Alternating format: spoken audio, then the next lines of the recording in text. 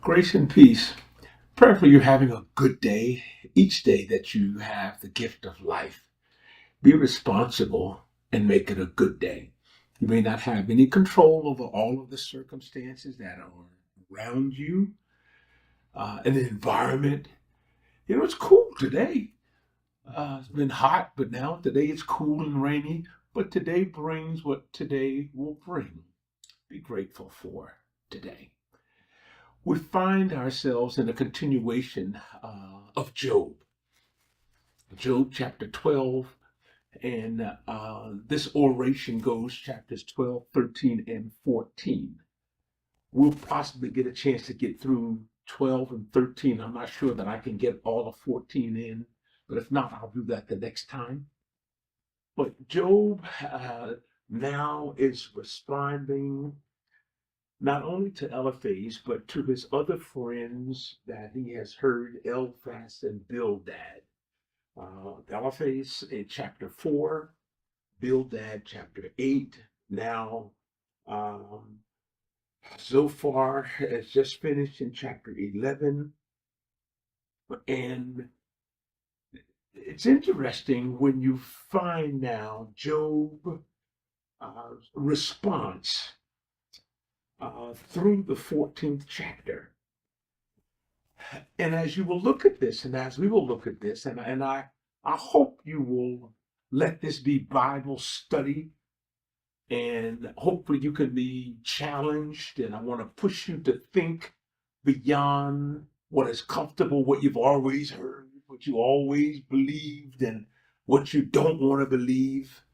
Bible study should be an opportunity to be opened and your thought process stimulated to think. And that's what I believe Job does. And I'm not sure that we've allowed Job to cause us to think and we've just felt and reacted. Are you listening? As we walk through this lengthy, and it is lengthy, 12, 13, and 14, 3 chapters to this lengthy accusatory, unbraiding response to his friends. But not only his friends, but a sharp questioning of God's direct involvement in his sufferings and direct involvement into his sufferings, and Job doesn't think he deserves it. Job chapters 12, 13, and 14, when you just, and please read that. I want to encourage you just to get away from the TV and everybody, just get comfortable and after you've had your nap or whatever, and just sit down and just read those 3 chapters of Job's issues. And then in Job chapter 13, verses 20 and 21, Job asks 2 things of God. And I'm going to come to that. But sit down and just read him. Clearly, Job acknowledges God in chapters 12, 13, and 14, but Job does not once declares that he believes in God. Now remember, we're only up to chapters 14 now, so please don't rush all the way through that and say, oh, I know. In our development of a belief system, it starts with an acknowledgement. That's one of the lessons that I hope you take away. That preceding belief, there is an acknowledgement. An acknowledgement, and you'll see that when we begin to outline this, an acknowledgement of God. And not only God, but also an acknowledgement of God's involvement in our daily experiences. Clearly, Job acknowledges the sovereignty and the presence of God. God as creator and God, who is a constant watcher of human affairs. Let's take a break here. And I want to pick at something in chapter 12, and that's where we're going to start. And hopefully I'll have enough time to outline chapter 13 and 14. But I want you to notice in Job chapter 12, that God is aware of human affairs. And I'll walk to that when we get to chapter 12, verse 17. And also of leaders and nations. I'll get to that when I get to that point. Look at, come back now, Job chapter 12, verse 1. And let's just sort of walk through this 12th chapter. And again, I argue from the text, not personal, but from the text, that the takeaway is clearly Job acknowledges God. And it's an exhortation on the claim of knowledge. It's an expression. Job answered. You see, exhortation. Job answered. Job had been listening. Now remember, he's heard a long, lengthy, personal accusation from his three friends, Eliphaz, Bildad, and Zophar. Clearly, he's heard that from them. An accusation. Job, you've done something wrong. All three of them. Two, he's heard a clear understanding that God, you're like this because this is God's will because of something you've done. The blame is Job's, not God's.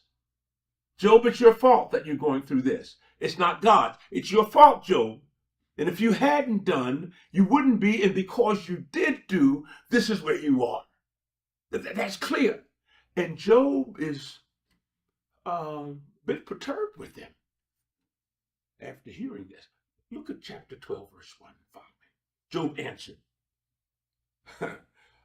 no doubt you are the people, and wisdom will die with you.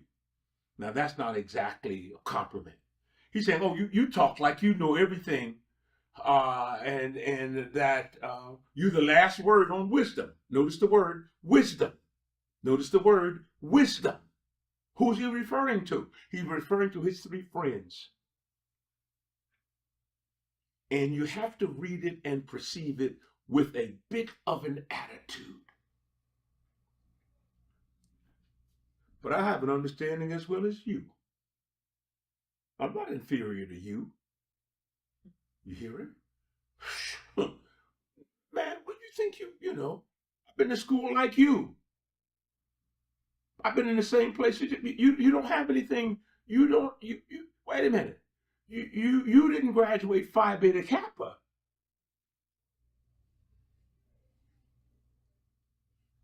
I'm as smart as you are. Notice I have understanding as well as you. Notice I'm not inferior to you. He wants his friends to know that I don't have an inferiority complex, bro. I'm listening to you, but I may be sick. I am sick. I have lost everything. I am hurting. I am sad, but I'm not stupid.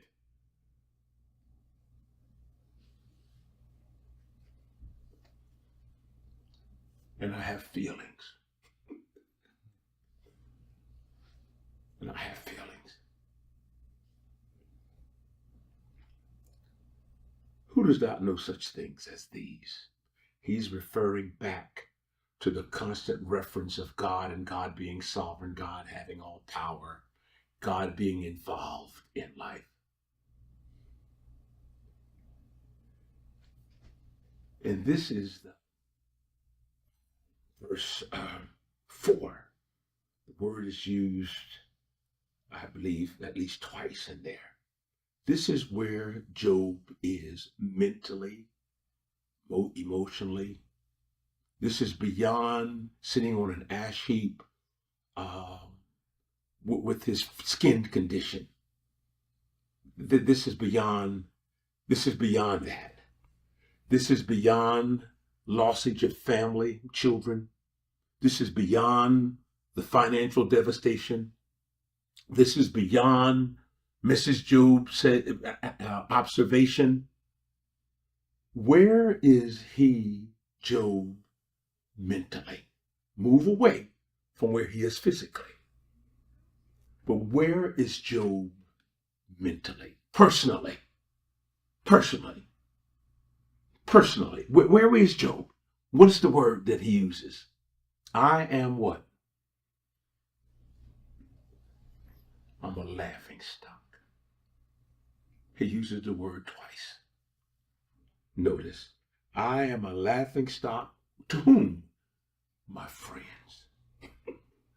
People, the last ones that you would think that would, did I read it correctly? Yeah, I am a laughing stock to my friends. One, I am called upon, I who called upon God, and he answered me. A just and blameless man. I am a laughing stock. Stay there. It's one thing to have physical pain,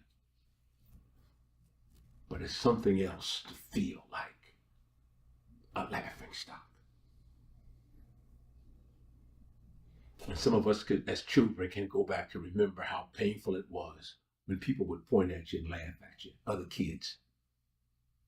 Some of you maybe never went through that. You were such little precious, pretty little things.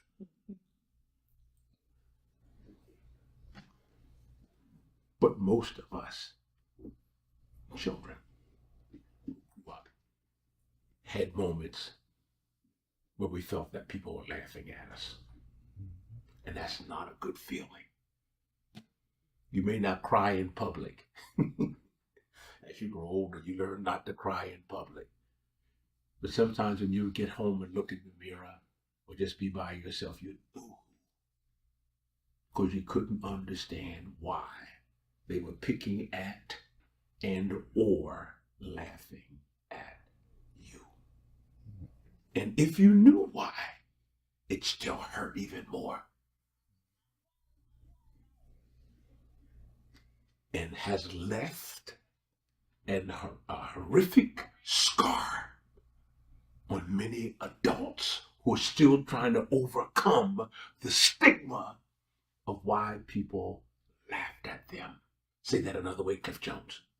And people laughed at Job and laughed at us, not because of what was on the inside, but because of what they saw.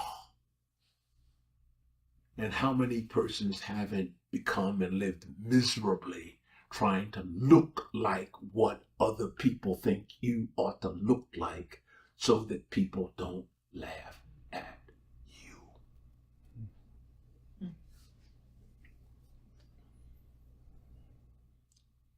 Want to look good for others. Ain't nothing wrong with that, I don't guess. But shucks, after a certain point, if they don't like how you dress, please tell them to take you to Nordstrom's and take the card, and you pick out something that they may like they'd like you to wear. They don't like your clothes, it ain't your problem. But so often we've made it our problem and lived in low places financially, socially, and spiritually, trying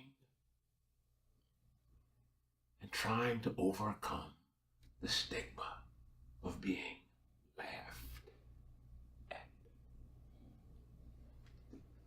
By whom?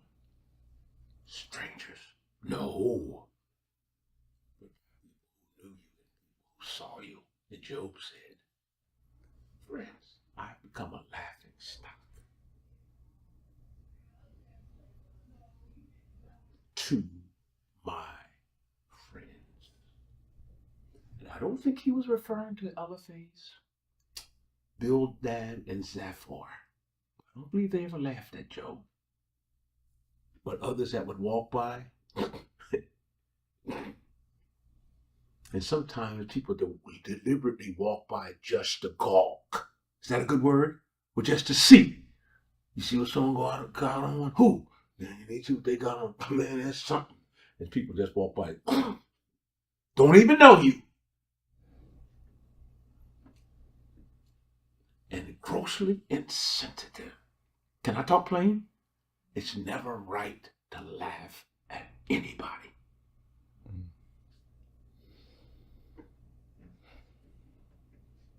You may be laughing, but that hurts and cuts deeper than you ever want to imagine.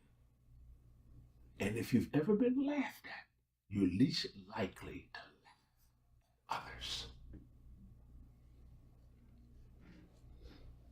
I spent more time there than possibly needed to, but I needed to. We hear a lot about Job, but we oftentimes don't think about Job as being and feeling. Remember, he feels like this.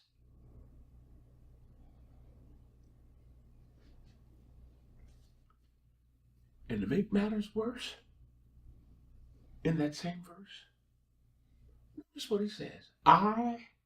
In the fourth verse, who called upon God and he answered me. I called on God and he answered me. A just and blameless man who, in the eyesight of God,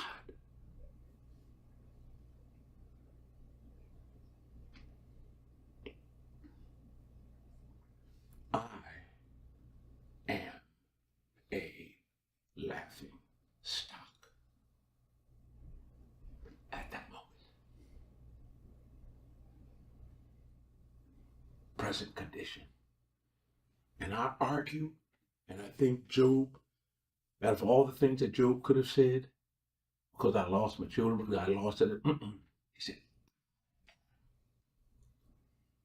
And what did Satan say in the second chapter of Job? Let me touch his body, and I'll make him curse you to your face. Job is saying, I. Notice, who talked to God and God answered me. Blameless person. Let's say that another way, Cliff Jones. I'm the least likely person to be laughed at. But I'm the very person being laughed at. I'm kind, generous. In fact, I'm right now suffering. I'm at the lowest point of my life. The people walk by. And they laugh at me. I'm arguing. And I'm going to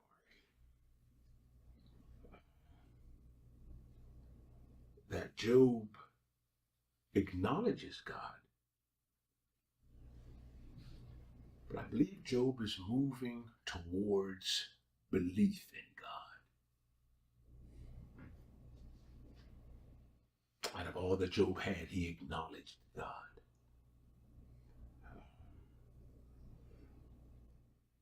Stay here for a moment. Because this sets, I think, as much context for Job as chapter 14 and 1. Man that is born of a woman is a few days and full of trouble.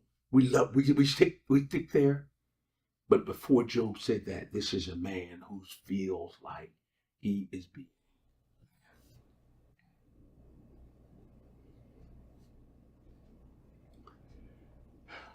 And notice his thinking. Verse 5. Those at ease have contempt for misfortune. Those at ease. Those who are doing well. Concerned about them. Charlie, Jim, okay.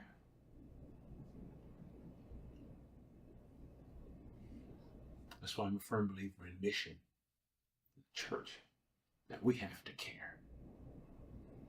We can never have attitude. Can never have so much that we forget and don't care about those who have little and or nothing. Though we're not in a war zone, we cannot just forget and say, it's not us. Hello? It's one thing to look at the news and see homes that have been devastated by a tornado. It's a whole different attitude when you walk outside and pick up some blown off branches and stuff from a tree that the wind blew off. It didn't blow your roof off. Different mindset.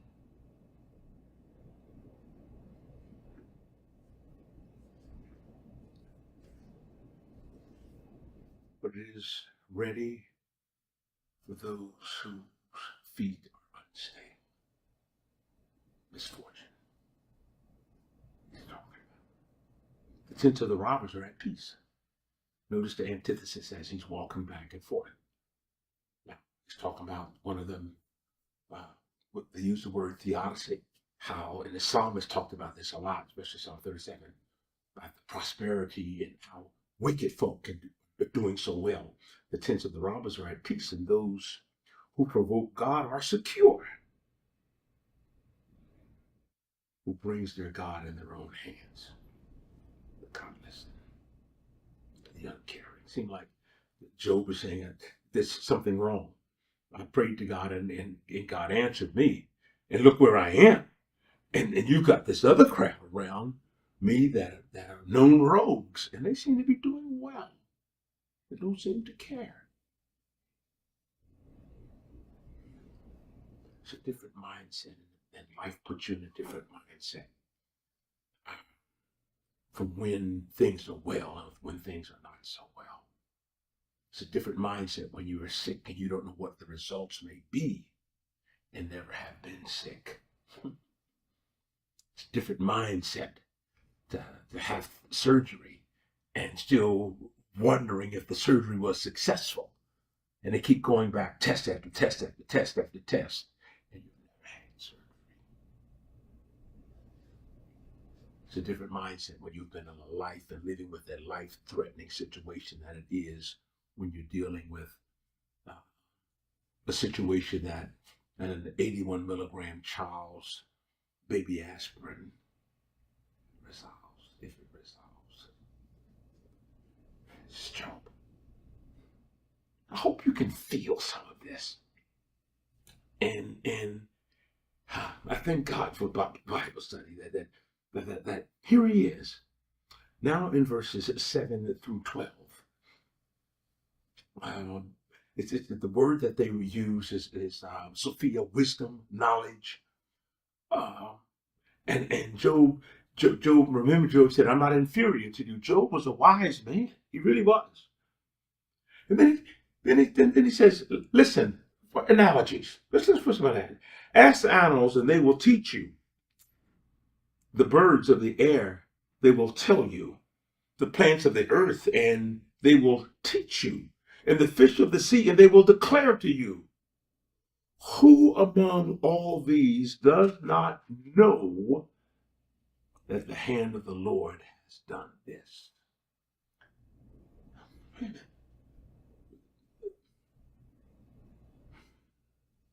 Done what? This. We're talking about Job. We're talking about creation. Bird wouldn't have known about Job, and animals talking about in God's hand, in his hand, is the life of every living thing and the breath of every human being. Acknowledgement. Acknowledgement. Does not the ear test words as the palate tests food? Here's this. Is wisdom with the age and understanding the length of days? This is wisdom and understanding. Job is, watch how he moves this argument. He's a laughing stock. He's suffering. He's talking and responding to his friends that I think he's a bit miffed with because of a seemingly lack of sensitivity or coming off so strongly that that he's stupid and is not as smart as they are, and that their understanding of God and God's involvement in life and on earth. Verse 13, still working through this. The word that they would use is a doxology. And the doxology just means a hymn of expression. It's a chant that can be sung by a congregation, or it's a word by individuals that they say. Notice this acknowledgement. With God are wisdom and strength. He has counsel and understanding. Acknowledgement. Mm-hmm. Notice his understanding. This is a wonderful doxology and a wonderful affirmation. If he tears down, no one can rebuild. If he shuts someone in, no one can open up. Notice ifs. If he holds the water, they dry up. And if he sends them out, they overwhelm the land. What do we call that? Flood. With him are strength and wisdom. Notice the deceived and the deceiver are gods. Huh? That's why Paul comes back, and I'm throwing this in. Vengeance is mine, saith the Lord. That's why Jesus says, and bless those who despitefully use you. Because there is that acknowledgement and understanding that they are all in God's world, in God's hand. Those that dwell in tents and safety and are less compassionate. God, they're all God's. You almost have to read verses 17 through 22 with a bit. I don't know how. Listen to them and then see what you come away with as it relates to life. He leads counselors away stripped and makes fools of judges. He looses the sash of kings and binds a waistcloth on their loins. He leads priests away stripped and overthrows the mighty. He deprives the speech of those who are trusted and takes away the discernment of the elders. He pours contempt on princes and looses the belt of the strong. He uncovers the deeps of our darkness and brings darkness to light. He makes nations great, then destroys them. He enlarges nations and leads them away. Come back to verses 17 through 21. Human beings, persons who oftentimes feel that they are above the law and beyond the norm. Persons who, how do you say that? Just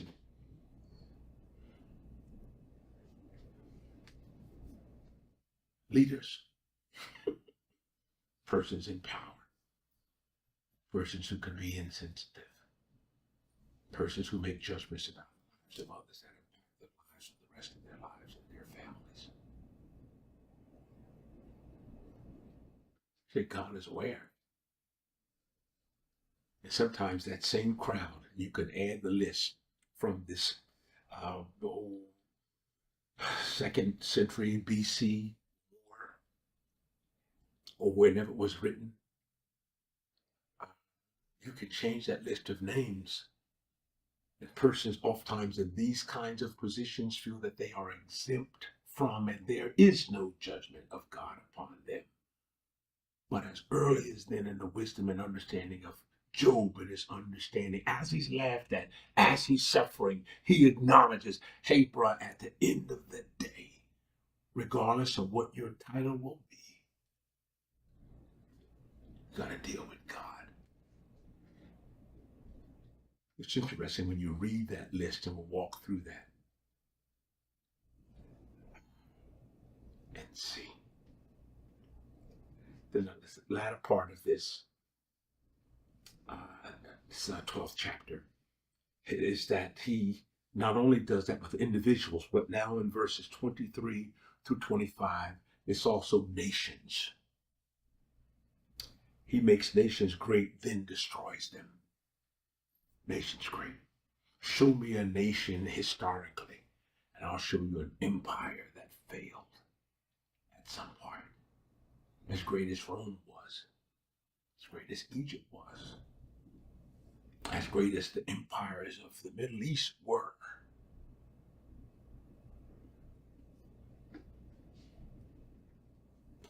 They all fell.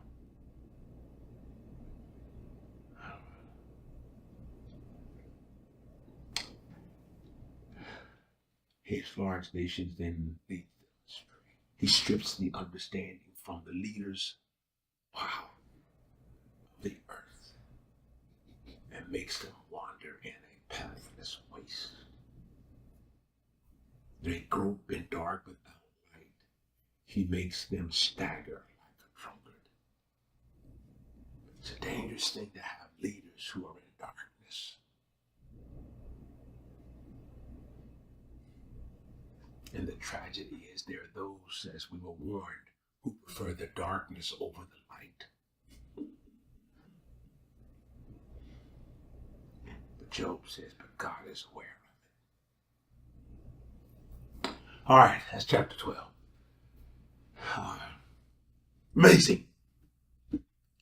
Amazing. And I want to encourage you. Study it. And in the context now of Job feeling like a laughing stock, feeling his pain and his hurt, then he speaks. Let's pray. Heavenly Father, thank you for your love and presence this time of sharing. Pray that your spirit will be that kind of discerning spirit that will help us as we learn to live in a world where we acknowledge you as we are moving towards belief in you. Have thou mercy upon those who are suffering. And Lord, those who are still living with deep scars of being laughed at, have mercy upon us. For it's in Jesus' name that I do pray. Amen.